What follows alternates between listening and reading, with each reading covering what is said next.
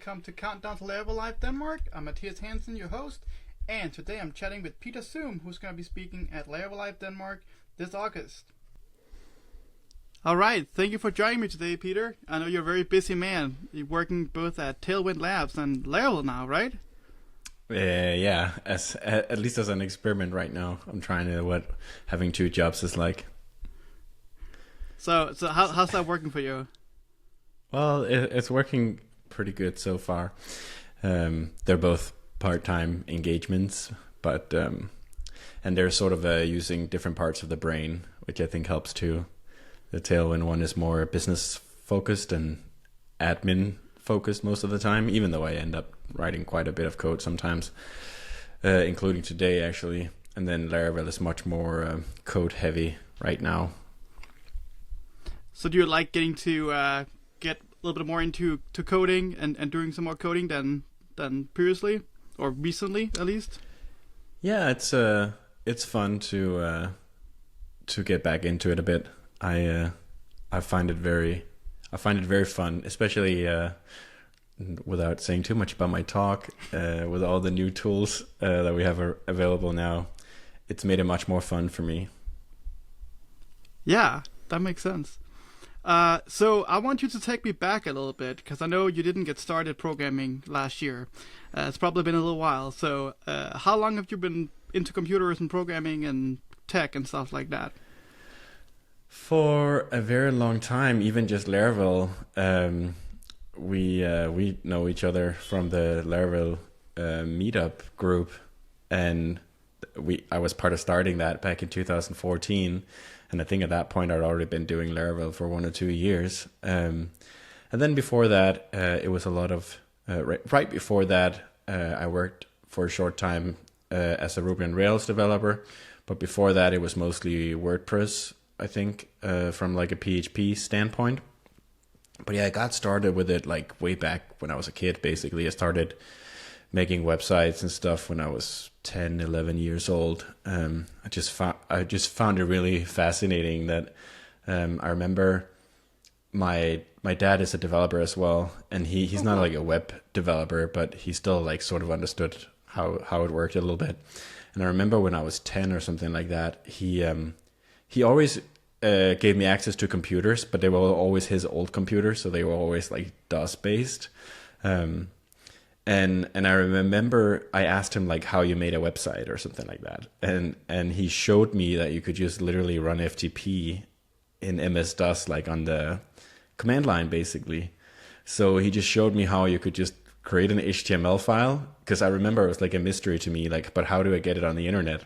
And then with our internet connection, you got this like free hosting thing. I don't remember those. Like you got...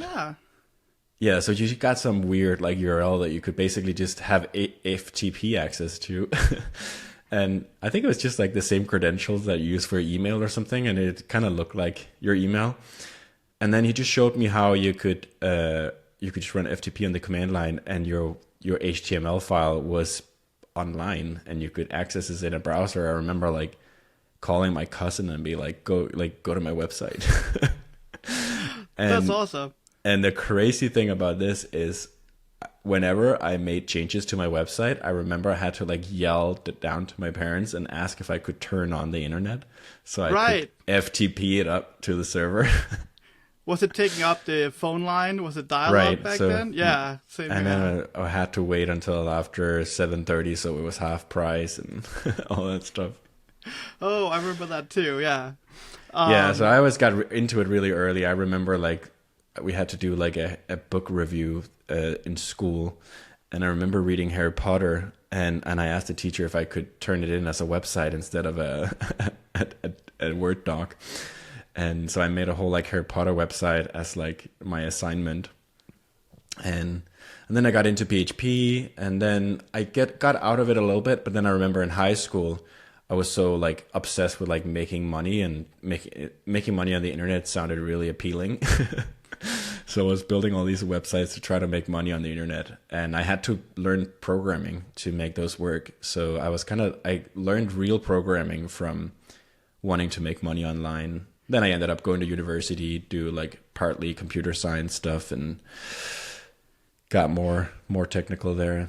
So was that when you started getting into Rails, or what did you use back then when you first started trying to make money online, basically? When I was just trying to make money online, it was just PHP. I didn't even Hmm. know that there's something called a web framework. So you just build everything from scratch. You sort of ended up building your own frameworks, if you remember, Yep. like because you didn't even know that that was a thing, but you quickly realized that you wanted to abstract stuff more. But yeah, no. After that, it was WordPress, and then from there on, I discovered Rails somehow and quickly got a job because apparently there's not a lot of people who could do Rails. And but then Laravel came out and I was like, wow, I can still do PHP and it's just as good as Rails. Oh, I shared Yeah. that feeling when Laravel came out. I was about to give up on PHP, and it's like, oh, maybe this is not the thing. And then suddenly, oh wait, this looks amazing. Yeah. This could totally work. Yep. So did you start using Laravel? Back Laravel 4 or 5 or something like that, or do you remember? No, yeah, probably almost 3 because I think I Wow. started in 2012 at least. Yeah, so I can't remember exactly what version. I feel like I can remember like the big version 4 rewrite with Composer and everything. I think I had a chance to see version 3 first and then version 4 came and it was like, wow, this is a whole new world. Oh man, yeah. It's been a while. It's been a while. Lots. Definitely I has. mean, all the basics of the framework are still the same. We had queuing back then. We had, all the caching drivers and stuff like that. And it's just more mature now. Yeah. That's really cool. Yeah. So have you always been into web development? Have you ever played around with, doing games or phone apps or I don't know? Not really. Like my interest really like I can really get into computers and like I remember like doing like operating systems classes and stuff in university and I thought it was really interesting and I could get excited by it, but sort of the main driver for me has always been like trying to like start businesses and projects and like there's something I want to see in the world, so I need to figure out how to like program that. And it's mostly been web. I I remember doing like I did like an Android app. Yeah. Probably also high school or maybe first year university or something like that. I remember I took it very seriously with my friend who was learning graphic design, and it was like a geography quiz. And we had a friend who was a musician create the music track that was running in the background and had Nice. really, really nice graphics. And then it had this like geography questions. It was really cool actually. But that's the only time I think. Otherwise, it's always just been web. So you kind of have this. You always had this entrepreneurial mindset of Yeah. building a business online and trying to use your programming Yeah. skills to run a business. I've always been trying to build a business, and then at one point I realized, yeah, wow, doing it online seems like a hack compared to how hard it is in real life. Because even when I was a kid, I was trying to make money like selling stuff on my street and like selling my old toys and selling plants and selling popcorn, and like I was always like trying to make money, collect bottles. Here in Denmark we have you can make money if you collect bottles and return them to the store. So do you Yeah. remember the first thing you ever sold online that was a piece of software, something, the code you I wrote do. that someone paid for? Yeah, do Yep, you want to I talk about remember it that? very well. I hope no one is able to find this because it's quite terrible. This was like before I knew anything about frameworks. I didn't know anything about like validation or security or anything like that. But I built like a website that was basically like a hot or not website, if you remember those websites. But you could basically do it for anything. So you saw a picture of something and you would just rate it, and then it would show you the next picture. And I thought this was like really cool. And then I found this website called hotscripts.com. I think Yeah. maybe I found some code there for another project or something like that. So I knew about this site. So I signed up for this hotscripts.com website. I'm pretty sure it was called Hotscripts, and it had like a chili pepper or something as their logo. And I connected it to my PayPal account, and I just put this hot or not script up there for $25. And I actually sold a few copies. I can't remember, like maybe 5 or 10 of them. So it's just like once in a while, like even years after, I would just get a PayPal notification that I made $25. But it was really mind blowing to me that was possible. That's cool. So you basically sold code you wrote on like a marketplace. Yeah, so it's basically you just bought this app if you wanted to spin up your own hot or not style website where people could rate an image of some sort. I think my own use case was for a recipe website. I think I told you the other day that I used to be into like making websites about cooking and stuff like that. Yeah. So I think you could rate like food pictures or something like that. I can't remember the details, but I sort of made a generic version and I put it up on that website and it made a few sales, which was insane at that. This was like in high school or something. Do you remember that feeling of getting the first sale? Like, do you remember how that was like? Yeah, it was just, it felt like unreal. The first time it happened for real, when I started making real money was when I launched WP Pusher, which was my deployment tool for WordPress, which was sort of my first real business that was, turned into my job basically. Mm-hmm. And I remember launching that, and it was sort of like nothing happened, no one bought it or anything like that. But then someone picked it up, and there ended up being an article written about it on the WP Tavern website, which was like a blog is like the main news website for WordPress at the time. And then sales just started coming in, and I woke up and it was just like I made like several $100s, probably almost $1,000, and that was like the first time it felt like real money. I can't remember. I was early 20s. Might have been in university at the time. And that was just completely unreal. I love this concept. Like endless you probably heard. Yeah, I love this concept. You probably heard of it, called stranger money. The first time you make money off of something you sell, that's not just friends and family, right? People you don't know buying your product. That sounds exactly what happened here, right? Yeah, this is all stranger money. That's incredible. Yeah. So I want to move on a little bit to talk about your talk, because you're of course here because you are speaking at Laravel Live in a few months. And without giving out too many details yet, I'd love to hear a little bit about what your talk is about, and so why you're giving this talk. Yeah, so as this is news to no one, but our jobs as developers have changed quite a lot recently. There's a lot of it's almost crazy if you don't use AI to write your code right now, right? Like, because everyone is doing that. But obviously it's still very new, and not everyone is doing it yet, and people are doing it to different extents. So there's but there are some people like myself, I think, that are turning into power use of some of these tools, and I rely on them like a lot. So, and I've been really embracing specifically Cursor, the AI code editor, over the past year or so, and just gotten really, really into it.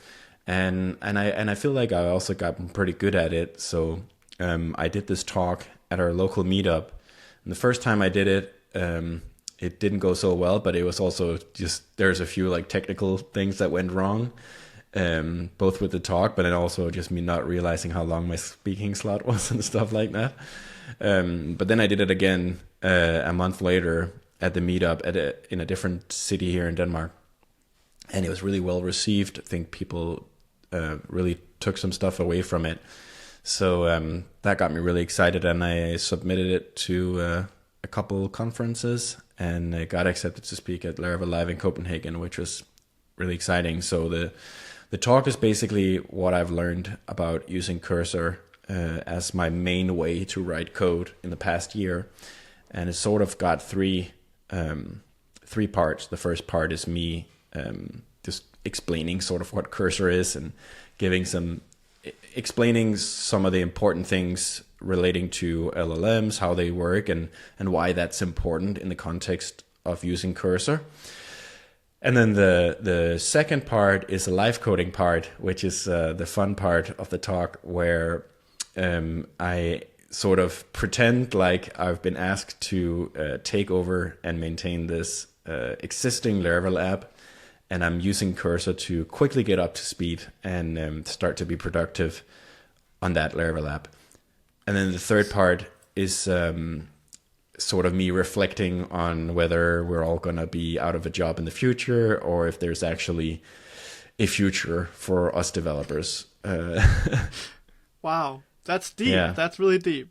So it's pretty packed talk. Yeah. So one thing is live coding on stage, which is difficult enough, but LLMs are famously non-deterministic, right? So just because it worked exactly in one exact way when you're practicing to talk at home, it doesn't mean that it's going to output the exact same on stage, right? So that sounds fun. Yeah, and I think so. I've done it a few times now, so I've sort of starting to get a better sense for what some of the things that can possibly happen are. and you're totally right; they're non-deterministic, so you never really know what you get. But that's also part of what I want to show. So part of the talk is me showing how I do this. And when I do this normally, I also don't know what's going to come out of it. And then I have to sort of react to whatever comes out of the LLM. And there are ways to like get it more consistent in terms of what it's outputting. And I'm showing some of those ways as well. Cool. Yeah, I was fortunate enough to see your, I guess your second the good iteration one of this talk, the good one. I really enjoyed the talk, and also really enjoyed how you just not just talking about prompting. It's like zooming out and like talking a little bit more high level about the whole experience. So I'm really excited to see what you're cooking up for Laravel Live for this talk as well, and see if the LLM gods are going to be with us during the talk, which I'm sure they are. Yeah, they have to be nice in the week prior. Exactly, and hopefully we don't get a bunch of model updates and all kinds of stuff a few days before the conference. Yeah, that's fun. I think that's too. what happened first time, right? There was a bunch of updates to right both when I Cursor and started writing models this talk, we were on Claude 3.5, and then I gave it, and the day before I gave it the first time, it was Claude 3.7, and then I switched to Gemini because 3.7 ended up not being really good in my opinion, and now now it's either Claude 4 or Gemini. We'll see what it looks like in August. It could have changed quite significantly. Yeah, we might have new models by then too. Who knows? Yeah. So kind of on that note, what's your go-to LLM right now for just in general day to day, not necessarily for coding, just for coding? For day-to-day stuff, just like my Google replacement is ChatGPT. I do like use that Claude Google sometimes. replacement. Yeah.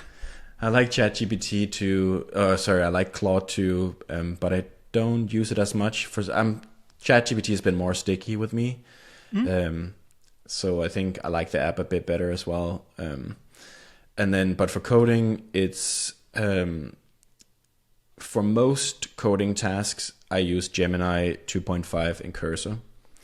But a lot of the time, I'll like take a problem that's like quite hard to crack, and I'll open up ChatGPT in the browser and use O3 there to sort of chew on that problem for like 3 to 5 minutes or whatever, and then just do something else in Cursor while that's going on, and then and then come back to it, and then sort of see what it came up with, and then take those ideas and then either redo it in Cursor or rewrite it, or just sort of explain the solution to Gemini and have that write it.